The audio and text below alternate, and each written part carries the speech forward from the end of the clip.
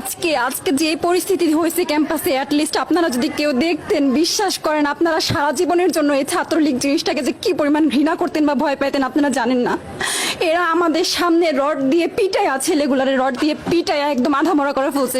তারা এসে আমাদের পেছনে লুকাইছে, আমাদের বোরকার পেছনে, আমাদের ওড়নার পেছনে লুকায় বলে, আপু আমাদের একটু লুকায় রাখেন, আমাদের ওরা মাইটা ফেলবে, আমাদের বাঁচান আপু বাঁচান। আমরা তাদের ওড়না দিয়ে বোরকা দিয়ে লুকায় রাখছি, সেইখান থেকে আমাদের ধাক্কা দিয়ে ফেলে দিয়ে তাদের বের করে আবার মাথায় রড দিয়ে মারছে। এমন অবস্থা। এবং তারা আমাদের ক্যাম্পাসের পরিচিত মুখ, আমরা চিনি তাদের, তারা এই অবস্থা করছে, রাস্তায় একদম শোয়াই ফেলছে। আমাদের হলের মেয়েদের বুকে বড় বড় যে আসতো ইট, এই ইটগুলো বুকে ফেঁকে দিছে, মানে একদম পুরো বুকে লাগছে, এরকম জামা কাপড় ছিঁড়ে ফেলছে, এত বাজে অবস্থা। অথচ আমার ব্যাচমেট, আমরা যাদের সাথে ক্লাস করি, একসাথে বসি, আমি তাদের একটা কথা বলতে দেখি না এগুলো নিয়ে, একটা কথা না। এবং তাদের নিউজ ফিডে গেলে দেখবেন তারা এখন এগুলাই সাপোর্ট করে যাইতেছে।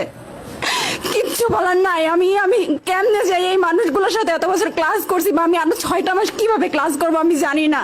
আমি সত্যি